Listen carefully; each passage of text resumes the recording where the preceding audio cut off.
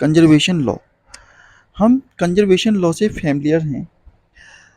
हमने कई सारे कंजर्वेशन लॉ जैसे conservation of linear momentum, angular momentum, energy, charge and many of हमने पढ़ रखी हैं। Each of this conservation law, इनमें से जितने भी कंजर्वेशन लॉ है वो इनवेरियंस प्रिंसिपल से आए हुए हैं। इनवेरियंस प्रिंसिपल से आए हुए हैं। कंजर्वेशन ऑफ लीनियर मोमेंटम, जो कंजर्वेशन ऑफ लीनियर मोमेंटम है वो आया है सिमेट्री से। जैसे कि एच हम जैसे जानते हैं translation and energy conservation to time translation and angular momentum to invariance in rotational translation. तो लीनियर मोमेंटम का कंजर्वेशन जो आया है सिमेट्री के बीच में आया है, जो कि space translation and as translation की होती है टाइम ट्रांसलेशन के अकॉर्डिंग। वहीं एंगुलर मोमेंटम कंजर्वेशन आया इनवेरियंस इन रोटेशन ट्रांसलेशन में की वजह से, और जिसे हमने क्लासिकली और क्वांटम मैकेनिकली प्रूव किया है। हाँ, चार्ज कंजर्वेशन जो आया वो आया गॉस इनवेरियंस से। For conservation of certain quantum number, जैसे कि lepton number, baryon number, conservation there is no known gauge principle. मतलब हमारे पास क्वांटम नंबर्स जैसे लेप्टॉन नंबर, ब्राउन नंबर, इन सभी कंजर्वेशन के लिए कोई गॉस प्रिंसिपल नहीं है जो कि हम कंजर्वेशन प्रिंसिपल पर लगा सकें। So it is possible that conservation law are not true conservation law but only be a very good approximation. तो हमारे लिए पॉसिबल कह सकते हैं कि कंजर्वेशन लॉ वैलिड ना हो एंड इनका केवल गुड अप्रोक्सीमेशन हमें मिल सके। We are able to get good approximation of this law. Actually this law are not going to be validate in case of quantum number. Parity conservation जो होता है come from the reflection invariance. Parity conservation हम जब लाते हैं तो वो reflection invariance की वजह से आता है, जो कि अराइज होता है लेफ्ट एंड राइट सिमेट्री के कारण। लेफ्ट एंड रिफ्लेक्शन वेरियंस की वजह से आता है, जो कि लेफ्ट और राइट सिमेट्री के कारण हमें देखने को मिलता है। लेकिन ये जो होता है ये बिग डिके के केस में वोलेटाइल हो जाता है, मेरे से फॉलो नहीं होता है। बिग डिके केस में पैरिटी कंजर्वेशन फॉलो नहीं होता है। चार्ज कंजुगेट जो होती है प्रोसेस होती है, नेक्स्ट चार्ज कंजुगेशन। ये प्रोसेस होती है changing every particle of a system into anti particle. हर एक पार्टिकल को एंटी पार्टिकल में कन्वर्ट करने की जो प्रोसेस होती है उसे हम चार्ज कंजुगेट कहते हैं। Electromagnetic and strong interaction are invariant to charge conjugation. जो इलेक्ट्रोमैग्नेटिक एंड स्ट्रॉन्ग इंटरेक्शन होते हैं वो इनवेरिएंट होते हैं फॉर चार्ज कंजुगेशन, लेकिन चार्ज कंजर्वेशन जो होता है कंजर्व नहीं होता वीक इंटरेक्शन के दौरान। इलेक्ट्रोमैग्नेट एंड स्ट्रॉन्ग इंटरेक्शन जो होते हैं वो इन्वेरेंट होते हैं चार्ज कंजर्वेट के लिए, लेकिन वीक इंटरेक्शन में चार्ज कंजर्वेशन नहीं होता है। And time reversal is essentially changing the time variable which describe the time evolution of system. Time reversal जो होता है वो essentially changing the time system। Time reversal जो होता है वो टाइम का जो सिस्टम है उसे चेंज करने में बताता है, चेंज करने में हेल्प करता है, जो कि डिस्क्राइब करता है टाइम एवोल्यूशन सिस्टम, जो कि एक टाइम एवोल्यूटिंग सिस्टम के बारे में बताता है। सो क्या पता टाइम रिवर्सिंग सिस्टम की मदद से हम टाइम चेंजिंग वेरिएबल को डिस्क्राइब कर सकते हैं एंड ये डिस्क्राइब करने में हेल्प करता है evolution of system of time. का जो सिस्टम है उसका एवोल्यूशन को डिस्क्राइब करता है। Now testing time reversal is difficult but there is no indirect approach. हमारे पास कोई इनडायरेक्ट अप्रोच नहीं है टाइम रिवर्सल को चेक करने का, तो इसलिए है हमारे लिए डिफिकल्ट होता है कि हम टाइम रिवर्सल को इस तरीके से चेक करें। लेकिन हमारे पास टाइम रिवर्सल को चेक करने के लिए कुछ मेथड होते हैं जिन्हें हम CPT मेथड कहते हैं। उनमें से एक मेथड है CPT मेथड, जो कि हमारे पास आया है रिलेटिविस्टिक क्वांटम मैकेनिक्स से।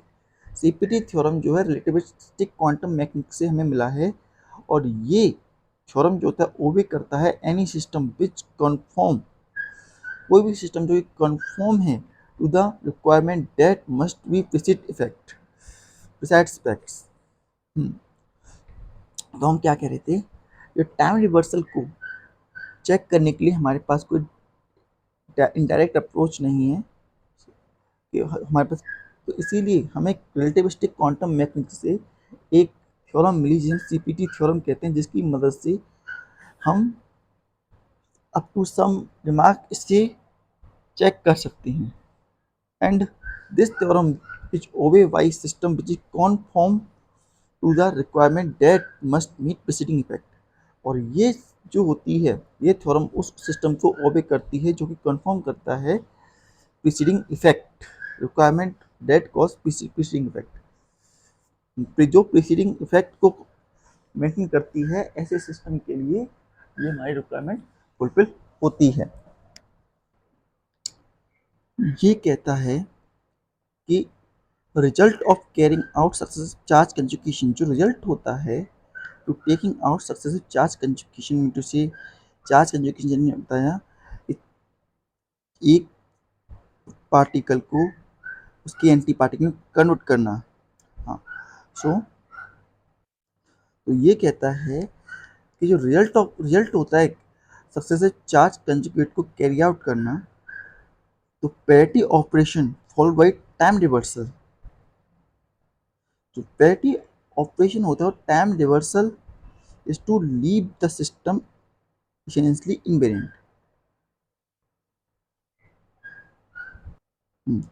तो हम कह सकते हैं कि अगर हमारा सिस्टम जो है वो पैरिटी ऑपरेशन फॉलो करे फॉर टाइम रिवर्सल, तो इसके लिए हमारा सिस्टम जो होता है वो इनवेरिएंट होना चाहिए।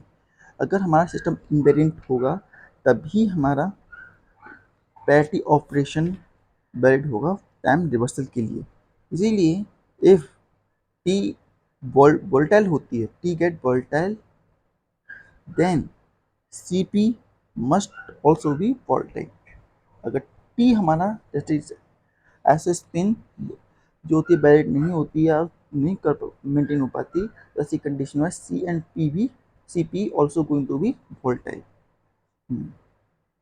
And a test for CP essential a test for T as well. जो टेस्ट CP के लिए होगा वो टेस्ट हमारे T के लिए भी वैलिड होगा।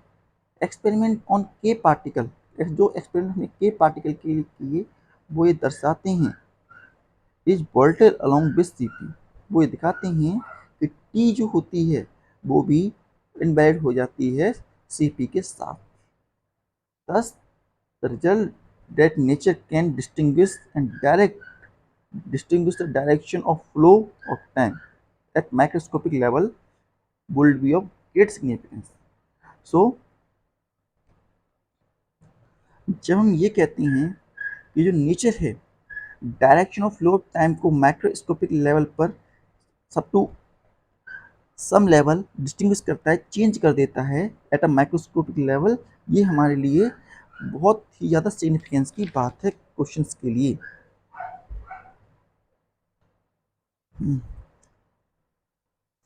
Now we have a next topic that is quark model.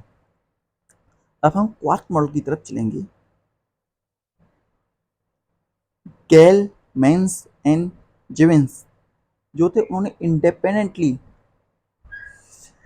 Propose किया था 3 हाइपोथेटिकल पार्टिकल्स को, जिनका नाम था, उन्होंने दिया क्वार्क्स। और ये क्वार्क जो थे up quark, down quark and strange quark. और ये क्वार्क जो होते हैं सपोज किए गए फंडामेंटल बिल्डिंग ब्लॉक की तरह से अज्यूम किए गए एंड एक्सप्लेन द स्ट्रक्चर्स, और स्ट्रक्चर को एक्सप्लेन करने के लिए माने गए फॉर सब एटॉमिक पार्टिकल्स। दीज हाँ एंड एक्सप्लेन द हार्डॉन्स, और साथ साथ हार्डॉन्स को भी एक्सप्लेन करने में सक्सेसफुल हुए। हार्डॉन लाइक मीसॉन्स एंड ब्रेयॉन्स, मीसॉन्स एंड ब्रेयॉन्स को एक्सप्लेन करने में भी इन्हें यूज किया गया। Scheme investigate that quark must be fermion and has following property, और क्वार्क जो होती हैं वो फर्मियंस होते हैं और इनके पास कुछ फॉलोइंग प्रॉपर्टी होती हैं। जैसे अप क्वार्क के पास जो चार्ज होता है 2/3 होता है, उसकी स्पिन 1/2 होती है, ब्रोन नंबर 1/3 होता है, स्ट्रेंज 0 होती है। देखिए डाउन क्वार्क पे चार्ज जो होता है -1/2 होता है, स्पिन 1/2 होती है, ब्रोन नंबर 1/3 होता है एंड स्ट्रेंज भी 0 होती है। स्ट्रेंज पर चार्ज जो होता है -1/3 होता है, स्पिन जो होती है 1/2 होती है, ब्रोन नंबर 1/3 होता है एंड स्ट्रेंज नंबर -1 होता है। क्वार्क मॉडल के बेस पर प्रोटॉन जो होता है वो कंपोस्ट होता है 2 up quark and 1 down quark. जब 2 अप क्वार्क और एक 1 डाउन क्वार्क मिलता है तो एक प्रोटॉन की फॉर्मेशन होती है।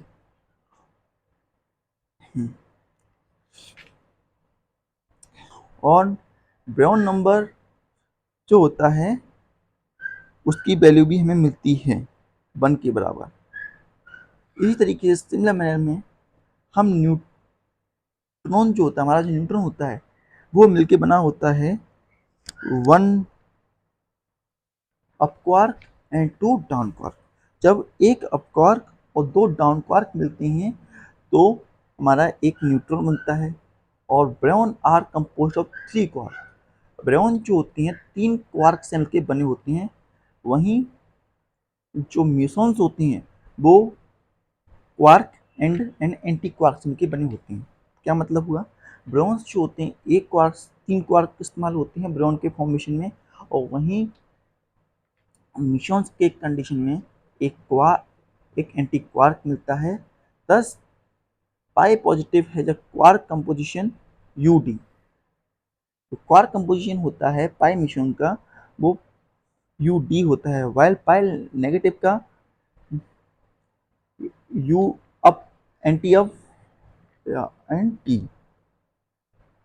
इसी तरीके से के पॉजिटिव एंड के नॉट है जब quark composition U S and U S bar and you bar S respectively.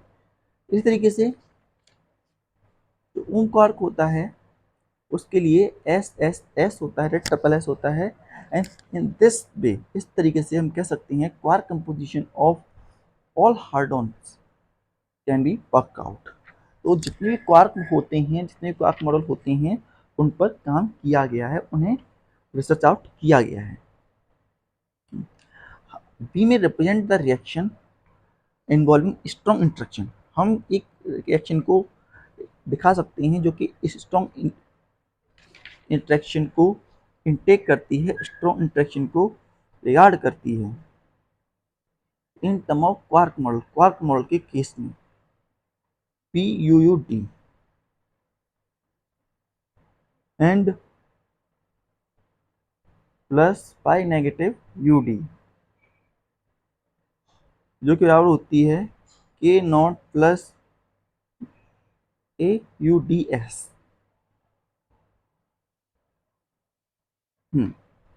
On the left side, वहीं लेफ्ट साइड पर there is no S quark.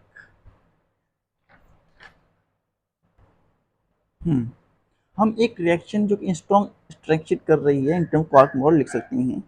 जब प्रोटॉन जो होता है जिसका क्वार्क मॉडल में हम UUDS अप टू अप और वन डाउन क्वार्क से मिलकर बना है। उसे देखते हैं जब पाई नेगेटिव जो कि एंटी अप एंड डी से मिलकर बना है, तो वो दो क्वार्क जैसे के और ए नॉट, दो क्वार्क से मिलकर बना होता है। ए नॉट जो होता है डी एंटी स्ट्रेंज और एस और ए यू डी एस के फॉर्म में बनता है। वहीं लेफ्ट साइड में हम देख सकते हैं कोई एस क्वार्क नहीं है, वहाँ पे एंटी एस क्वार्क है, या एस क्वार्क पे बार है। वहीं राइट साइड में हम देख सकते हैं there is a pair of S and S bar. ये होता है because of conservation of strangeness. Mean to say हर पॉइंट पर कंजर्वेशन होना रिक्वायरमेंट होता है। मतलब कि क्वार्क मॉडल में भी जो conservation of strangeness, conservation of up quark, down quark, any type of quark, हर टाइप के क्वार्क का कंजर्वेशन कंपलसरी होता है। And this is also manifestation of requirement, और ये हमारे रिक्वायरमेंट की मैनिफेस्टेशन होती ही है that any fermions must be created only in fermions and anti-fermion pair। कोई भी फर्मियन अगर पेयर हो रहा है, कोई भी फर्मियंस अगर पेयर हो रहा है या बन रहा है तो पेयर में होगा। दैट इज फर्मियंस पैदा हो रहे हैं तो एंटी फर्मियंस भी पैदा होंगे। स्ट्रेंजनेस जो होती है वीक इंटरेक्शन में कंजर्व नहीं होती, लेकिन स्ट्रॉन्ग इंटरेक्शन में ये कंजर्व रहती है। हमने आपको बताया था स्ट्रॉन्ग इंटरेक्शन में कंजर्व रहती है, लेकिन वीक इंटरेक्शन के दौरान ये कंजर्व नहीं रहती। It must involve the conserve of one type of quark to another type। हाँ, ये जो होती है कंजर्व, एक टाइप के क्वार्क को कंजर्व करती है और टू अनदर टाइप कंपेरिजन। हाँ, एग्जाम्पल के लिए हम लेते हैं ए नॉट डिके का, जो कि पी प्रोटॉन और पाई नेगेटिव में ब्रेकडाउन होता है। तो जब ये ए नॉट ब्रेकडाउन होता है यूडीएस में, तो प्रोटॉन जो up down quark and pi negative UD quark में ब्रेकडाउन होता है। And according to quark conservation involve the W intermediate boson. और क्वार्क कंजर्वेशन जो होता है डब्ल्यू कंजर्वेशन मिशॉन्स को अपने अंदर लेकर के आता है। इसी तरीके से हमारे पास तीन क्वार्क होते हैं, जैसे कि अभी तक हमने जाना तीन क्वार्क होते हैं, लेकिन तीन क्वार्क जो होते हैं एक्सपेरिमेंटल रिजल्ट को सेटिस्फाइड करने के लिए काफी नहीं थे। तो इसके लिए हमने और क्वार्क को रिसर्च किया और क्वार्क को फाइंड किया। As new quark flavour was purposed. Up down strange के अलावा भी एक क्वार्क फ्लेवर क्वार्क परपस्ड किया गया, और इट वाज एक्सपेरिमेंटली कंफर्म, और ये एक्सपेरिमेंटली कंफर्म किया गया 1974 के दौरान। और उसके बाद it was called charm quark, उसे चार्म क्वार्क बोला गया। चार्म क्वार्क के पास चार्म क्वांटम नंबर है, just as strange has the strange quantum number s equal to -1। जैसे स्ट्रेंज क्वांटम नंबर के पास strange quantum number s negative होता है, उसी तरीके चार्म क्वांटम नंबर की चार्म क्वार्क के पास चार्म क्वांटम नंबर होता है c equal to 1। What the experimenter detect that meson denote meson charm and anti-charm denote as जूल पर 5। और ये डिस्कवर किया गया था independently at Brookhaven National Lab, और ये ब्रूक्स हेवन नेशनल लैब में डिस्कवर किया गया था, जिसे जे मिशॉन्स बोला गया, जिसे दूसरे टाइप का मिशॉन्स बोला गया जिसे जी मिशंस बोला गया। And at Stanford National Accelerator Center, Stanford National Accelerator Center है, where it was named pi mesons, वहाँ पर इसका नाम नेशनल स्टैनफोर्ड एक्सीलेटर सेंटर में इसका नाम पाई मिशंस रखा गया। There are two more quark, इन क्वार्क के अलावा भी, चार क्वार्क के अलावा भी दो और क्वार्क थे जिन्हें नाम दिया गया बॉटम क्वार्क और beauty quark, and top quark और ट्रूथ क्वार्क। तो ये क्वार्क हमें ऑप्टेन हुए, दैट इज पहले ये दो नाम हैं पहले क्वार्क के, that is each of this quark carry a separate quantum number, और हर एक जो क्वार्क है वो सेपरेट क्वांटम नंबर कंसीडर करके रखता है। B and J respectively each are conserve in strong and electromagnetic interaction. और हमारा जो B and J quantum number हैं, क्वार्क हैं, वो स्ट्रॉन्ग एंड इलेक्ट्रोमैग्नेटिक इंटरेक्शन के दौरान कंजर्व रहते हैं। What charge by 1 unit in weak interaction. Gellmann Schrodinger relation जो होता है, फिर हमारे पास जो बन के आता है वो बन जाता है Q equal to I2 plus B S plus C plus B plus G upon 2 के बराबर। नाउ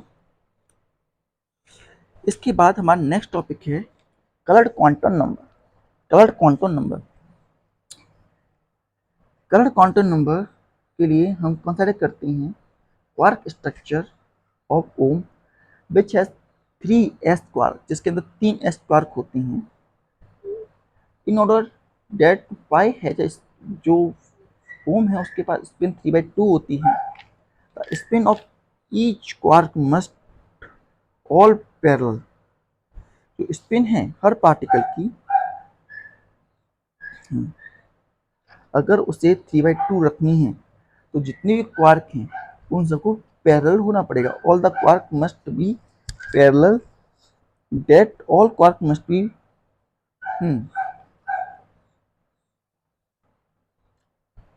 और अगर उसकी पैरिटी जो है इवन है, अगर पैरिटी इवन है तो वो ये कहती है कि all quark must B zero relativistic orbital angular momentum. तो उनके अंदर रिलेटिविस्टिक मोमेंटम जो है, रिलेटिविस्टिक मोमेंट जो है वो जीरो के बराबर होना चाहिए। ऑल क्वांटम नंबर ऑल है वो जीरो के बराबर होना चाहिए। इसीलिए ऑल द 3 क्वार्क, जितने भी 3 क्वार्क होते हैं, must same quantum number state. तो तीनों क्वांटम नंबर के अंदर सेम स्टेट होनी चाहिए, सेम क्वार्क स्टेट होनी चाहिए, जो कि वोलेटाइल करता है पॉली एक्सप्रेशन प्रिंसिपल को। तो हमने क्या बोला कि हमने कलर क्वार्क नंबर को हम समझा रहे थे, तो उसमें हमने बताया था जैसे एक ओम क्वांटम नंबर है जिसके पास 3s होते हैं, और अगर उसे अपनी स्पिन 3/2 रखनी है तो सभी स्पिन एक तो पैरेलल होनी चाहिए, एंड इवन पैरिटी के लिए जो उनके अंदर रिलेटिविस्टिक क्वांटम नंबर है उसकी रिलेटिविस्टिक जो वैल्यू है वो जीरो होनी चाहिए, मोमेंटम की एंगुलर मोमेंटम की वैल्यू जीरो होनी चाहिए। और 3 quark must have same quantum state, और तीनों की तीनों जो पार्टिकल हैं उनकी क्वांटम स्टेट भी सेम होनी चाहिए। लेकिन जैसा हम जानते हैं कि पॉली एक्सक्लूशन प्रिंसिपल जो होता है इस बात को डिनाई करता है, इस बात को सपोर्ट नहीं देता, तो इस कारण से ये वोलेटाइल होता है, वोलेटाइल हो गया। It is therefore purpose each quark must have different quantum number, इसीलिए ये पर्पस किया गया कि हर एक क्वार्क जो होता है एक डिफरेंट क्वांटम नंबर अपने साथ रखता है, एंड हर एक नए quantum number must be such that it must cancel out each other for hard one, और हर एक क्वांटम नंबर ऐसा होना चाहिए जो कि एक दूसरे को कैंसिल आउट करता हो। हर एक क्वांटम नंबर ऐसा होना चाहिए कि जो एक दूसरे को कैंसिल आउट करता हो फॉर हार्ड वन। ऐसा इसलिए ताकि new quantum number has never be observe, इससे कि कोई नया क्वांटम नंबर ऑब्जर्व ना हो या नया क्वांटम नंबर ऑब्जर्व देखने को ना मिले। हम्म इसका मतलब ये हुआ कि जो हमारा नया क्वांटम नंबर आएगा वो इस तरीके का होना चाहिए कि वो कैंसिल आउट करे ईच अदर हार्डोन को, हर एक हार्डोन को कैंसिल आउट करे, ताकि कोई नया क्वांटम नंबर कभी ऑब्जर्व ना हो। So new quantum number is called colour, इसीलिए हमने नए क्वांटम नंबर को कलर कहते हैं। And there are three type of colour, और हमारे पास तीन तरीके के कलर हमें मिले, that is red, green and blue. On mixing these we get white और कलरलेस। जब हम इन तीनों कलर को मिक्स करते हैं तो हमें या तो वाइट मिलता है या कलरलेस ऑप्टेन होता है।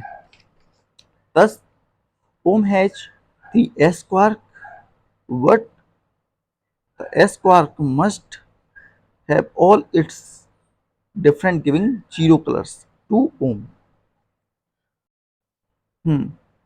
तो हमारा जो ओम है उसके पास तीन एस क्वार्क हैं, और तीन एस क्वार्क जो होते हैं आपस में मिलते हैं और न्यू क्वांटम में है और आपस में मिलते हैं तो हमें एक जीरो कलर देते हैं ओम ओम का। And mesons which are